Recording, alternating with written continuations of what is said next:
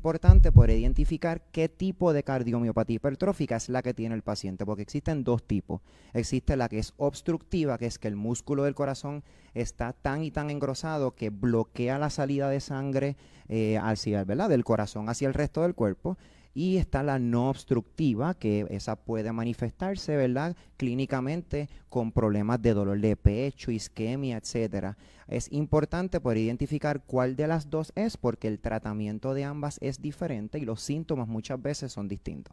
La cardiomiopatía hipertrófica, la complicación principal es que pueden fallecer los pacientes, y especialmente muchos de ellos, el primer síntoma que tienen es que tienen un evento de muerte súbita. Lo vemos mucho, por ejemplo, lo vemos en las noticias, que este deportista que jugaba baloncesto y de momento colapsó y lo encuentran muerto, pues, y cuando le hacen la autopsia le encuentran que tiene cardiomiopatía hipertrófica, o que tiene una condición que hizo ¿verdad?, que falleciera de momento. Así que es importante que la complicación principal de esta condición es muerte súbita. Así que hay que identificarla temprano. ¿Por qué? Porque hay maneras que nosotros tenemos para poder diagnosticar efectivamente y tratar esta condición para evitar esta complicación principal. Así que por eso es la exhortación, y es importante iniciativas como esta para poder orientar acerca de la importancia de poder diagnosticar esta condición lo más pronto posible. En las mujeres la enfermedad cardiovascular sigue siendo, ¿verdad?, la causa número 1 de muerte. Y en hombres y mujeres es similar, es la enfermedad aterosclerótica, también es común tener arritmia, pero hay ciertas patologías que son aún más comunes en mujeres que hombres. Y en estas se encuentran enfermedad de disección de las arterias coronarias, que tiende a ocurrir durante el embarazo. Los derrames cerebral pueden ser más comunes en mujeres también. Y la enfermedad periferovascular, aunque es más común en hombres, puede afectar a las mujeres también después de los 50, 60 años, cuando perdemos el efecto protector que tiene el estrógeno. Es importante mencionar en las embarazadas las disecciones de las coronarias agudas, ¿verdad?, y espontáneas. Esto es algo que también nuestros compañeros intervencionales nos pueden hablar, pero es una patología particularmente que ocurre en el embarazo, que presenta con dolor de pecho súbito, desgarrante, y que, ¿verdad?, que si no se trata puede causar la muerte en las mujeres embarazadas. Los últimos estudios han demostrado que cuando las mujeres visitan la sala de emergencia, hasta en un 50% de las veces se pierde el diagnóstico, y eso es bien diferente a cuando va un hombre. Cuando va un hombre con dolor de pecho a la sala de emergencia se le hace caso. Eso no es lo que digo yo, eso es lo que dicen los estudios, ¿verdad? Pero a lo mejor la mujer va a la sala de emergencia y tiene una molestia, que no se le va, o que camina y se fatiga, y esos síntomas eran muchas veces pasados desapercibidos, y el diagnóstico de infarto, el diagnóstico de enfermedad coronaria se pasaba por alto. Yo creo que hemos hecho un buen trabajo y seguimos haciendo un trabajo en llevar esa información, ¿verdad?, de prevención, de que visites a tu médico, de que no hagamos caso omiso a esos síntomas que a lo mejor son, ¿verdad?, amplios y generales, pero nos pueden traer una indicación de que hay un problema del corazón. Hay un componente genético, ¿verdad?, que no podemos a veces combatir, ¿no?, pero ciertamente podemos aliviar, y lo podemos hacer haciendo ejercicio, llevando una dieta, ¿verdad?, saludable, y, ¿verdad?, si estamos sobrepeso, también rebajar nos va a ayudar, ¿verdad?, a sentirnos mucho mejor y a mejorar todo en nuestro cuerpo, especialmente el corazón. Son dos espectros bien diferentes de lo que es una condición cardíaca. La angina estable es una angina que se llama una angina crónica, ¿verdad? El paciente está al descanso y no siente dolor de pecho, no siente presión en el pecho, no siente fatiga, ¿verdad? Esa significa que tenemos un flujo normal en la arteria, o casi normal en la arteria, y no es hasta que el paciente hace ejercicio o se ejercita que tenemos una disminución en el flujo arterial, lo que causa isquemia al músculo cardíaco, y entonces ahí viene el dolor de pecho, ¿verdad? Esa enfermedad no pasa de un día a otro, es una enfermedad crónica que lleva años, ¿verdad?, formándose. La angina inestable pasa cuando el paciente tiene un dolor de pecho al descanso, un dolor que es al descanso y en el ejercicio, y es cuando ya esa estenosis, ya ese flujo ha estado disminuido al descanso y en el ejercicio también. Y tenemos isquemia, tenemos ese dolor, ese flujo disminuido, esa poca oxigenación del músculo en ambas, al descanso y en el ejercicio. Hablando de trombosis venosa, hasta hace muy poquito lo único que teníamos era anticoagulantes para estos pacientes, y hemos visto que la tecnología ha evolucionado y tenemos lo que es trombectomía venosa para ciertos pacientes específicos y trombectomía pulmonar para estos ciertos pacientes específicos. Eso es donde tenemos demasiado coágulo, o sea, en las piernas, o sea, en las arterias pulmonares, y lo podemos succionar, ¿verdad? Podemos sacar ese coágulo para darle un alivio instantáneo al paciente, unos pacientes que tienen un riesgo elevado. En cuanto a intervenciones arteriales periféricas, eso depende mucho del paciente y de los síntomas. Usualmente cuando tenemos enfermedad arterial periférica, el síntoma más común es claudicación. Y con claudicación lo que estamos hablando es que el tratamiento número 1 va a ser ejercicio para ese paciente, ayudarle a esas arterias que formen colaterales y que permitamos una mejor perfusión.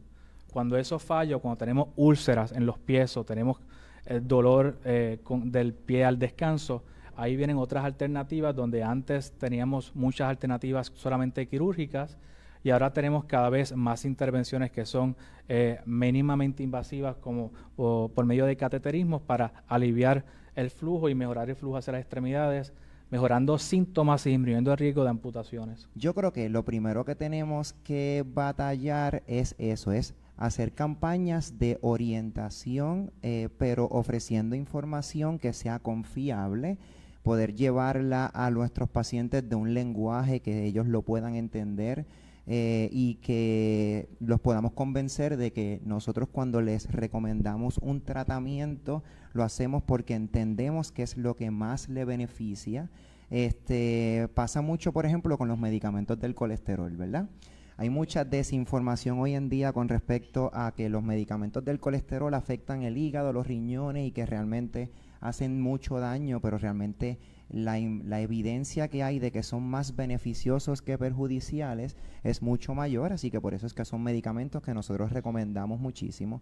Así que yo diría que uno de los retos principales que tenemos es la abundancia de información no confiable, pero para eso son iniciativas como esta donde nosotros queremos orientar a nuestros pacientes que, ¿verdad? De que existen alternativas de diagnóstico y tratamiento para las condiciones cardiovasculares y que estamos en la mejor disposición para poder ayudarlos con eso. Tenemos una población que no se mueve, que no hace ejercicio, que está frente a una computadora y entonces el riesgo de diabetes sube, el riesgo de hipertensión sube, el riesgo de obesidad y cuando estamos obesos entonces ya tenemos riesgos nuevamente de ser hipertensos, de ser diabéticos, de tener enfermedad de las arterias del corazón.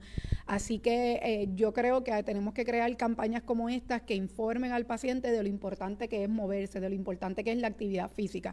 Porque yo creo que con hacer un poco más de actividad física combatimos un montón de los problemas que vienen luego, la obesidad, y por lo tanto tenemos pacientes obesos que a veces yo le digo, mira, tú tienes obesidad, tienes hipertensión, tienes diabetes, y tú le tratas la obesidad y ese paciente te baja de peso y ya no requiere medicamentos para la diabetes, ya no requiere medicamentos para el colesterol, ya no requiere pastillas antihipertensivas, ¿verdad? Y esto es importante porque de una manera, pues, prevenimos o curamos muchos otros problemas. Muchas veces estas afecciones o no tenemos síntomas o los síntomas aún están silentes y una evaluación preventiva, una evaluación con un especialista cardiovascular para simplemente hablar de factores de riesgo, hablar qué es lo que te pone a ti en vez de estar al 0.1%, te pone a estar al 2%. Claro. Y hablar qué cosas podemos hacer ahora a tus 40, 50 años que van a tener un impacto positivo de aquí a 10, 15 años. ¿Qué cosita, qué granito de arena puedes hacer hoy? Un cambio minúsculo en vez de tomar bebidas carbonatadas regulares, tómalo de dieta y ya está.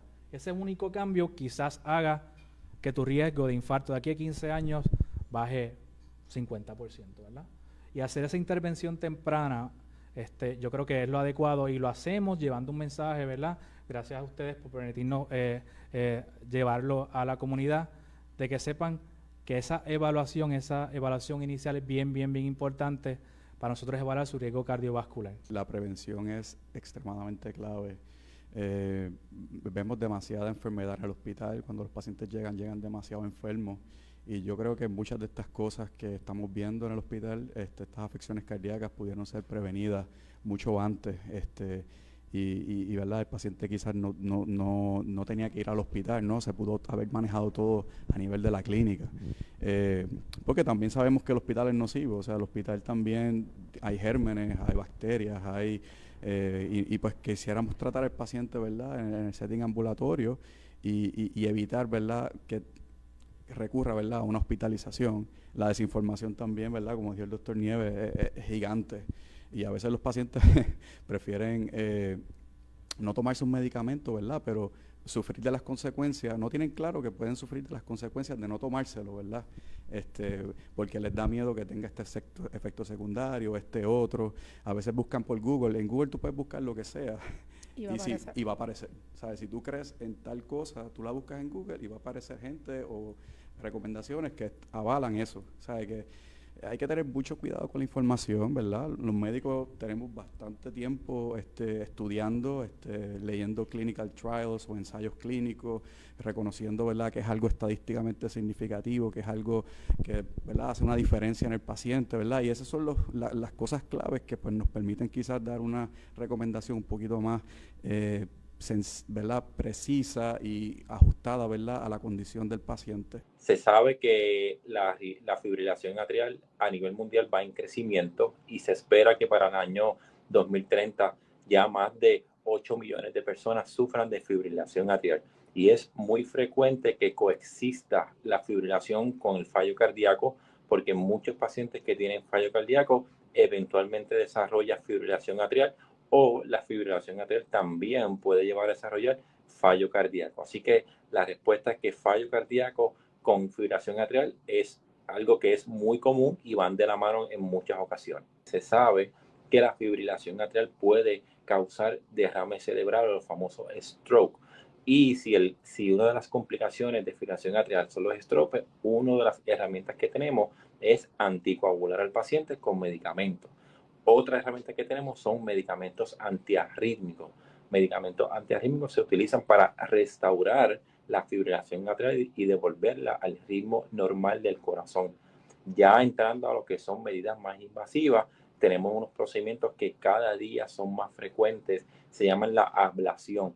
Y hoy día se sabe que con esta herramienta de ablación podemos corregir hasta en más de un 80% de las veces la fibrilación de manera exitosa y evitar que ese paciente desarrolle más fibrilación atrial. Así que esto hay que discutirlo con su médico, porque no todos los pacientes son candidatos para tratamientos invasivos, no todos los pacientes son candidatos para antiarrítmicos y no todos los pacientes son candidatos para anticoagulación. Se sabe por estudios científicos bien grandes que se han hecho con evidencia contundente que mantener a estos pacientes en un ritmo normal mediante el uso de ablación a largo plazo es mejor para los pacientes. Es por esta razón que pacientes que tienen fibrilación atrial, en muchas ocasiones nosotros como médicos recomendamos el procedimiento que se llama ablación, ya sea con frío o ya sea con calor. Tenemos dos maneras de hacerla, pero se sabe que hoy día tenemos recomendado hacer ablación en pacientes lo antes posible para evitar que sufra las consecuencias a largo plazo y que este paciente pueda desarrollar fallo cardíaco. Hoy día tenemos muchas herramientas que podemos utilizar para hacer una ablación efectiva, tanto como hacer un mapeo correcto de las venas de los pulmones, que es donde se realiza el procedimiento. Tenemos herramientas cada vez más sofisticadas para poder hacer un procedimiento de manera exitosa y de manera segura, que es algo mucho más importante.